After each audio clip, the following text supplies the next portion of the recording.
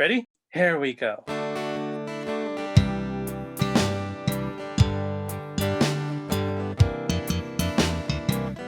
Different points of view and highs and lows. A new perspective everywhere you go. Open up your mind, drown out the noise, and see if this connected.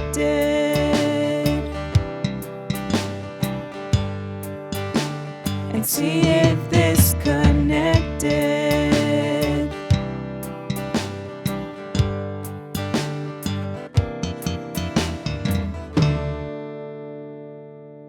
What's up, fam? The mission of this Connected podcast is to connect generations and situations about faith, life, and whatever comes along the way. To not necessarily agree, but be listened to. These conversations, of course, highlight the perspective of our various guests, and you are always welcome to agree or even disagree. But as always, we hope that it is done in charity. Now, here's your host, Catholic.dad. So we're actually recording our second part of this episode. The last episode we had a couple of people from Delaware and Kentucky and Mike Marchand from Project YM. Mike's a good man. Mike's a really good man. But welcome to the show. Well, good. Welcome. Tell us who you are, where you're from, and why you're here. Marcial Lopez. I'm from the Diocese of San Diego, and I live in Escondido. You can't find it; it's hidden. It's by the 15. It's right off the 15. If you're going from San Diego to Riverside, you go right through our town. And pretty much lived there all my life, except for college. Started in youth ministry there kind of by accident. Not by accident. I started as a volunteer. And then after two youth ministers, I was helping out, and my wife gave me a nudge, why don't you do it? Wow. And 13 years later, I went to another parish. Ended up getting my master's in practical theology at the University of San Diego, Catholic University. And spent 27 plus years in ministry. And you're still at it. I was laid off during COVID, so now I'm doing it for free as a disciple. And I'm getting ready to do a career change coming up, but I'll never leave ministry, in terms of doing it. So you just said now you're doing for free, so you're volunteering. So was it easier doing it as a paid minister, or is it easier doing it as a volunteer minister? It depends on the role. If I ever had to do what I did as a volunteer, it's definitely harder. But there's a lot of, I don't want to say power, but there's a lot of, I found listened to now as a volunteer, but I'm not running things. I'm kind of like the voice of wisdom. And sometimes I feel like Grandpa Marcial, back in the old days, in the 1900s, that kind of stuff. You the history of cheese. Yeah. We used to just have a match, a candle, and a Bible, and that's how we did it, that kind of stuff. So, but I got involved on the national level with a group called the NACML, National Association for Catholic Youth Ministry Leaders, for youth ministers, because we wanted to have an association because we were all alone. What's going on in Baltimore? What's going on in New York? What's going on in this? And along with the federation, we would go to the things, and we just started networking, and I got involved with that years ago. And eventually that became the foundation, would be the associate membership. So I was involved with the board and kind of making that happen. So was that part of the National Federation, or was that the precursor? It was the National Federation existed, but their clientele was diocesan directors. They provided every other year a retreat experience or a conference experience for youth ministers and adults. But it was a great service, but there was no way for somebody like me, a youth minister, how do you intermingle with other youth ministers? How do you know what's going on? And the Federation realized, hey, there's people in youth ministry who will never become diocesan directors, and they have talent and they have skills. How can we use that? And it started a dialogue, and it took probably about 10, 11, maybe more years. I mean, I was involved with it for about 10 years before we actually saw the fruit of that come into where they opened up the membership to associate members. Before that, it was only dioceses or people who had their ministries that they could be part of. So I love the fact that you're sharing history, because most of the people who are doing ministry now never know all the work that was done to get to ministry that it is today. And that's the beauty. We have 2,000 years of history. Our church is so awesome. So the shoulders that I stand on are because, they stood on shoulders. And I always think back with one of the bishops that, he was a new bishop when I became a new youth minister. And he says, one of the things they have us do when we become a bishop is follow and trace our ancestry to see if we can get all the way to the apostles. So bishop knows who was the bishop who ordained him and who was the bishop who ordained. And there's that history, that continuous line of unbroken, basically apostleship going to the apostles. And it's a blessing to work in this church. It's crazy. Yeah. And when every bishop traces their line, they can only trace it to Peter.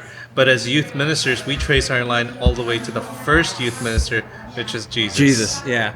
He was, and you think about it, he was also the first young adult minister because, he was 30s, 30, 33 in his 3 years, and all the rest were pretty much younger than him. And the smartest cat of the 12 that would probably have a great, resume would be Judas, and he didn't turn out too well. But all the rest, there were fishermen, there were tax collectors, there were people just like us that give us in youth ministry a hope because they were young, they made mistakes. I look at Peter, it's like, I'll just do it, I'll get out in that water, he did it, and then he realized, what am I doing? He uses focus, right? And then he falls in the water. But what an example that is for us, because that's what we do in youth ministry every day. We go out in that water by grace and by faith and by hope, and we're literally walking a tightrope because at any moment something can happen, and we're in charge with all these lives and these souls with these young people. And it's quite a responsibility. It can scare you sometimes, but it's also a joyful experience. That's so amazing because you share that. And Tony, this is Tony's first year as an associate member. And actually, both of us, it's our first year to come to an associate member meeting. When Gar says, "Hey, let's go," I thought this was actually the National Federation Conference for Youth Ministers. It was the event that we had, in 2019? Yeah. That was in Florida. Did you go to that? I got to go to that. Yeah. And I was waiting to go to Louisiana, New Orleans. When it got, I was like, wait, I got a free ticket to that one. I was supposed to speak and do a workshop on that one. I was like really bummed. Yeah, I felt ripped off. Yeah. and I do miss them. And it's just one of those things that was the opposite year of NCYC. Yeah. So we knew every 1 year was, you're taking kids to NCYC. The next year you're taking your youth leaders, if you can, to the young adult, to the youth ministers conference. And I hope that somehow the Federation finds a way to incorporate that into the AMM, I think. And I think it's just too hard for them to do both, especially now that you're doing NCYC every year, Now, West Coast. Now, most youth ministers out there, and especially in our diocese, where there is a prevalence of volunteer youth ministers, is they're unpaid ministers. Right. And so, how do we get them on board with becoming an associate member, of learning what the National Federation is? It's the work of every youth minister who knows about it. That's a part of the associate members. And the other thing too is, I often say youth minister, but associate member, you don't have to be a youth minister. You can be a mom or dad, or an older brother, older sister, or an uncle who's volunteering and being involved in different aspects, but they're an advocate for youth. And associate membership is good for advocate for youth, if you want to be. So I recommend three things. If you know about it and you're a youth minister, work with your diocesan coordinator to get people out there. I basically tell people, if you get a young person like you, first year, sign up and become part of it. And I'd even see if we can get the diocese or your church to pay the first year of the membership, it's so worth it because you get so much just from the webinars and just the interconnecting. Like you talked to Mike from just a minute ago, and Mike is just like cutting edge stuff. Well, I met him from the Federation, and it's like, oh wow, I know Mike. I knew Mike when his beard was short. Beard before it was really short. It was real short. So, and his hair was short too, and it wasn't as gray. Neither was mine. So I like what you said, because we didn't share that, and to people who are watching this and people who are listening, the noise is that because these people from who are youth ministers or representing youth ministry, you guys just got back from the convention center, Long Beach Convention Center, where we are going to be holding next year the national conference for National Conference, NCYC, NCYC. What is it? The National Conference of Catholic Youth. Of Catholic Youth, and that's when I remember the first time I saw that was like it happened in New York, and I think there was some massive amount. I mean, 10, 20, 30,000 youth who gathered all together, and that was amazing. I was like, how can you gather so many Catholics and keep them safe? Well, it is a miracle, and it for a long time we would travel to different places, and again every other year. In the last, I would say maybe 10 years, maybe a little longer, it just became efficient to say, okay, we're going to find a place and hunker down and get some good rates on hotels and really be a part of that, so you can do it year after year and get best value, and that's where it's been in Indianapolis, and I've been blessed to go and to go into where the Indianapolis Colts play, and the whole bottom is filled, like you said, about 30,000 young, energetic Catholic people. Just amazing, and the coordination of how that works is a testament to the Federation, because if you met the Federation staff, they're not that many, and so it's done by a lot of the people who are members of the Federation, who volunteer their time, who go into project teams. So there's a project team that coordinates that, and there's one or two staff liaisons that see and work with them as liaison. But it truly is. This is a national movement where it's the gifts and talents of people who are members. So whether they're diocesan members, if they're associate members who are, what's your daytime job? Well, I work with youth at a church. Well, what's your nighttime job? Oh, I help put on NCYC. It's just amazing, the gifts and the talents that are shared. Wonderful. We have another guest. Woo! Here we are. Tell us who you are. You turn the mic a little bit there so we can hear you. Hi, my name is Rickie. From the Archdiocese of Philadelphia. Philadelphia. Wow. We're just everywhere. We had Kentucky, we had Delaware. Now we have the Fresh Prince. We have Fresh Prince of He moved to Bel Air. Bel Air. This is from your y'all's California. We're sorry about the weather. I love the weather. I feel like it's so warm in Philly right now. It's 34 degrees. 34. But it's not freezing. We have snow and stuff, so it's cold. So it feels like nice California weather. I was outside today, even though it was 91 degrees. I was like, wow, this feels good. 34. Have we ever had 34? I mean, it's like, that's the end of the world. At the top of the mountain, it's above rare. you guys. Yeah, basically. I was surprised to see snow on the mountain, even though it was 91 degrees. So, well, the beauty, for some of you guys who might be listening or not familiar with Southern California, is the beauty of this is we always say is that we're 1 hour away from everything. Like right now, you're an hour away from skiing. Mm-hmm. You're 15 minutes away from the beach. You're 5 minutes away from Disneyland. So it's always 30 to 45 minutes away from everything. So we have an hour away from the desert. Hour away from the desert. That's where he's from. So tell us about yourself. I mean, you're all the way from Philly. Why fly all the way over here? Sure. So a couple of months ago, I got hired as an associate director for the Office for Ministry with Youth. It's been such a joyful experience just to be a part of it. And my boss, Marcial, she's been part of the office for about a year. Our office is only a year old. And so she had talked about how NFCYM's helped her to build a lot of connections and build our office. So that's why I came, and it's been actually such a joyful experience because I've seen how we're all kind of united towards the mission and how we all share similar experiences, and building connections, building ideas through one another, and having connections is so important. And it's helping me to dream. It's helping me to also see different ways that I can think outside of the box. Right. Like Tony, we were talking with another group earlier, and you literally said, you're getting connection.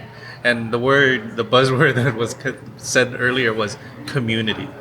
Like you have a community here now of youth ministers and people who understand youth ministry. Like you don't have to explain to people that your struggles or your joys because they know you. Just Now, connects. this connected. It's like everything connected. It's like people that they say. But one of the things that we asked earlier is, and you mentioned it, is dream. It's like, what is it that you guys dream of still? I mean, you're still dreaming, right? Yeah. So you're not done, but you said this is your first year. Yeah. What do you dream of to bring back from here to Philadelphia, and what do you dream of from what you do in Philadelphia to bring to like people like Tony, who's in Southern California, that has real awful weather? Sure. So I think for me personally, that is Lift the up those people. Someone's going Yeah. to need some prayer. You lift it up. They up lift the him Lord. up. Yep. Sorry. Whoa. Now it's an ambulance and a fire two- truck. That's three. two paramedics, one ambulance. Yeah. It's medical emergency. Yeah. Oh, that's life in the city, huh? God bless him. Oh.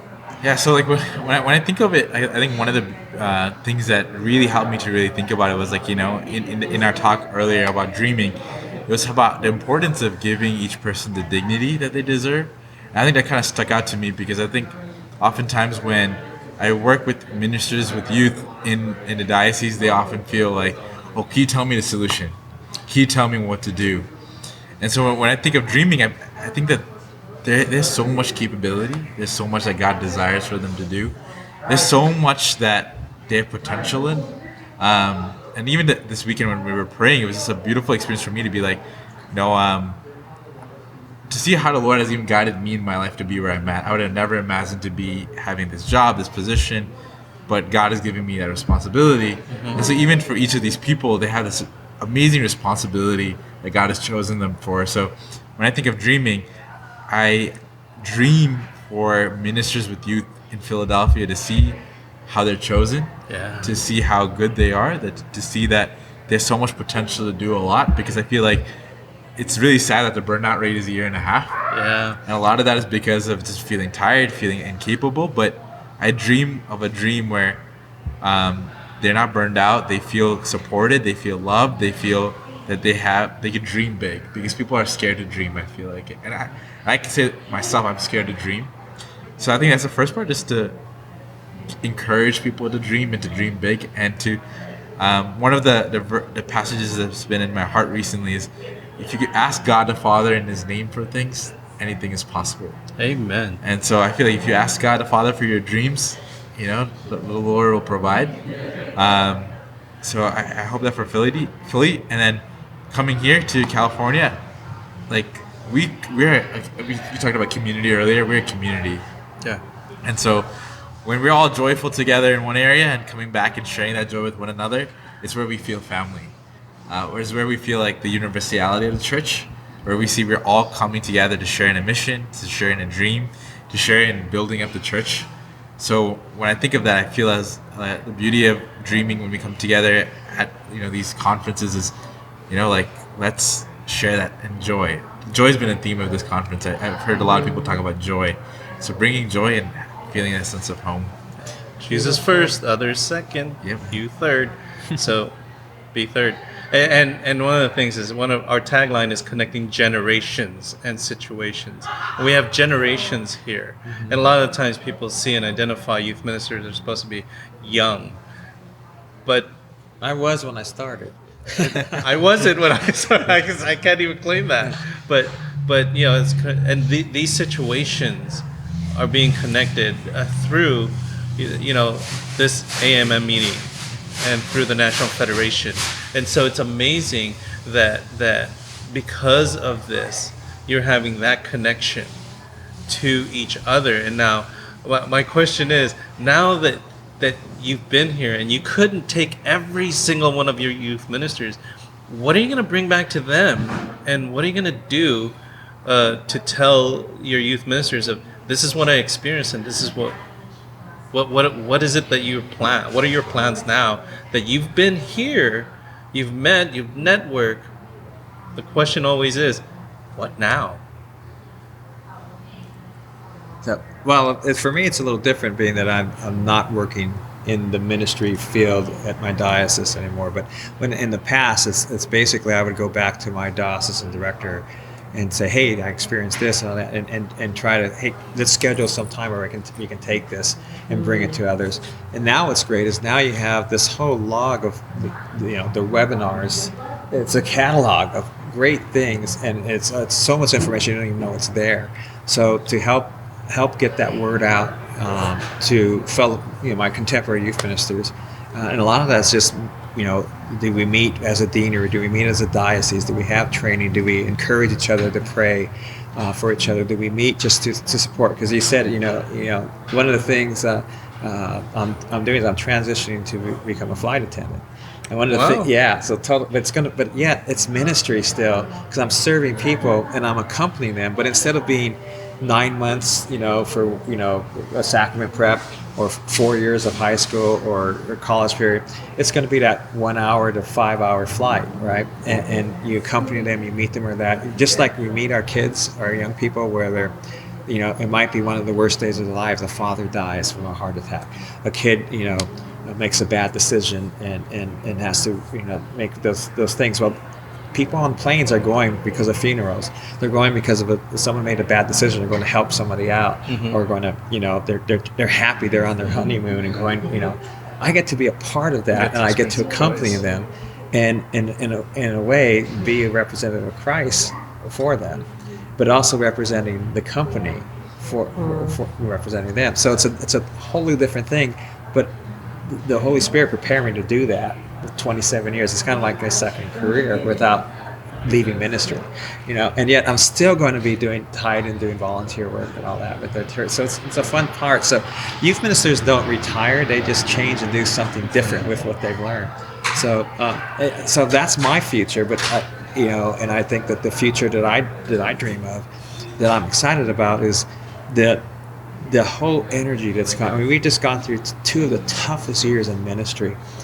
And yet there's energy here, there's excitement here through it all, and there, there's people who lost their job. I was one of them, but yet in that, God opened a new door for me, so to be there to say 2 years later, God has a purpose, God's doing ministry, and you have a part of it, whatever it is a blessing. You don't know how long you're going to do it, but it's a blessing. It's like, I think of Coach from Duke, who's coached Duke basketball team for all these years, like 40 years, and he's retiring at this year. What's he going to do next? And he's probably going to sleep for a year, but then he's not going to quit, because that's all he knows how to do, is to teach, to coach, to do that. That's all I know how to do.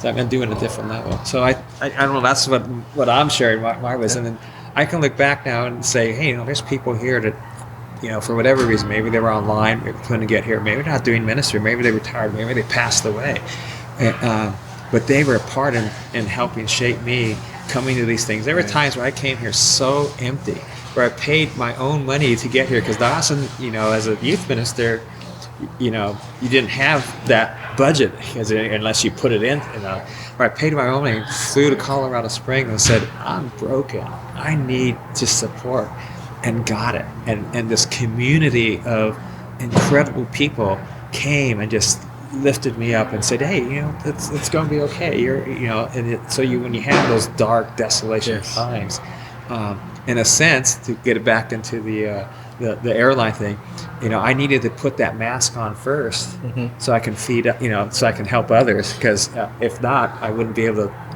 protect myself and keep myself going. And that's when I recognized I was blessed. I needed and went, and there were people to help me, and that changed my whole attitude in ministry, and I realized, well, my time is maybe short in actual professional ministry. So what am I going to do? I got to be open to other things and planning that, because we're not all created to do this. The interesting thing, he said it was 18 months. It was that when I started 30 years ago. The burnout rate was about 18 months. And it's too bad it still is, because it's a tough thing. No one gets our gig. Even our spouses, even our children. I remember my son, who was 4 years of my ministry, he was in college, and he goes, "Dad, what do you really do?" I eat pizza. No, I eat pizza. Yeah. No. Like, I set up tables and pull up chairs and fold them. So how about you? So Yes. what do you- So I think one of the biggest things that I've taken away is like even going back to that whole idea of dreaming. Like it's funny like how things kind of work out because a couple of weeks ago I met with some ministers who were just kind of struggling. They're like asking me what to do, and they're just like, "Can you give me this solution? Can we do this?" And one of them started dreaming, but they were like kind of shut down. They're like, "No, we need to be practical. We need to do this." And so, even for me, I think it was almost like a reminder for me of what what we have to do is like, especially that quote by Pope Francis is like, let's just dream together and work with one another. And so kind of like this idea of when I go back to when I talk to ministers and share with them, to ask them what their dream is and to encourage them to dream big, and to be like don't be afraid to dream big, and that we're here to support you and encourage you. Let's work together to make something tangible happen, because I feel like so often people look and compare themselves to others, or they try to find one way to do it, but to be like, no, you have a specific mission, you have a specific dream. Let's work together in that. So I think that's like the first part of it for me. I think the second part of it is, during these meetings, we talked about what are the essential components for youth ministry, and what are the essential components that need to be grown or developed, and so hearing those things, or even thinking about like even professionally, what are the things that are needed, and so we've talked about how ministers desire to know about finances because of budgeting, or mental health has become a serious concern these days, especially after the pandemic. What are ways we could help ministers deal with people who deal with depression and things like that? So in these meetings, we had different resources. People had resources that they were sharing or growing in. NFCYM like shared different things that they have. There's different certifications, and so even sharing that with people at the diocese and saying like, these are things that are around. These are resources. Let's get you connected. Let's brainstorm together. And so even the talk on dreaming. I forgot who it was by. I don't know. Cecilia Flores. Cecilia Flores. Yes, an amazing woman, and it burned within our hearts. That's something that ministers need to hear. And so we were talking a little bit. Why not bring Cecilia to our diocese to share that? So those are different things that Yeah, and a lot of things too. So what we found out is that every youth minister or every volunteer, they have a story. Yep. And they have a charism or a gift, and they don't realize that they have that. But Cecilia's basically just one of us who's just, I'm doing this, I'm going to do missionary work, I'm doing that. We're just fortunate that somebody knew her and she shared her story, and that you don't have to go get Joe, the big guy with costs lots of money. You can just do it, and that's one of the things that's great about this association. It's genuine. You can find somebody close by. Yep. And then also one of the things that I looked at for I'm Dreaming is my role is to help those who are coming in to ministry shine, help them be successful. That, to me, that's my greatest joy the last 10 years, is to mentor future youth ministers and to mentor youth ministers to wherever they're going to go on. And a lot of them didn't stay in ministry, but they're taking their gifts and talents and they're going somewhere else and done that. So even if it is only 2 years, they're still a minister, and they're still active in their parishes where they're at. They're just not doing it professionally. Thank you so much. Tony, you have any questions? Nope. I'm very sleepy. we are very late. But one of the things is, how do they get a hold of you? Because someone's going to listen to this, and our tag thing is this connected. And someone's going to listen to it and say, wow, yeah, that connected. What he said, this connect. How do I get a hold of them? So share with our listeners how they can get a hold of you. Also share how they can get involved in the National Federation, and how do I become a member As we said earlier, you don't have to be a youth minister. You don't have to be a diocesan employee. You could be a parent. And I think a lot of times parents don't realize that. People in the pews don't realize that I can be a part of this, and I can listen to the webinars, and I can share this with my youth minister who is, needing help. Hey, I just watched this. So how can they get a hold of you? How can they be a part of what we experienced this week? Sure. So I'm part of the Archdiocese of Philadelphia. And so, just if you look up youth ministry in the Archdiocese of Philadelphia, you'll see our homepage. It gives you our contact information. It has my email. My email is rjacob@archphila.org. And so if you want to contact me just to talk, share, I'm definitely available. In regards to being involved in NFCYM, I think it's a beautiful opportunity. There's so many resources. There's so many things that they share. And one thing that we're trying to do in our own archdiocese is having all the youth ministers be part of it. And so we've asked, we're trying to do an initiative where we talk to the pastors of getting their youth ministers to be part of it, because there's so many resources. There's so many beautiful webinars. There's so many different things. And so my first thing would be just go on the website or even just Google NFCYM membership. And there's so many different ways in which you can get involved, and I would just encourage you to do that. Thank you. Yeah, just go onto the webpage. I think it's nfcym.org. And just look for, click on the webpage and just look for membership. Click, and you want to sign up for associate membership for 1 year. And Myra's usually the one that coordinates that, and she's great. And it's just I encourage you to do it. And like anything else, you're going to get what you put in. Get out what you put into it. So it's not a thing where I pay them. What are you going to give me? This is membership driven. So you get what you put in, and I encourage you just find somebody in your diocese or somebody call myself. Or contact myself or anyone else and say, how do I get involved? What's your goal? So there's about 9 project teams going on, and just get involved in the project team is just one little part of it, and that's where you start to meet people and start to know.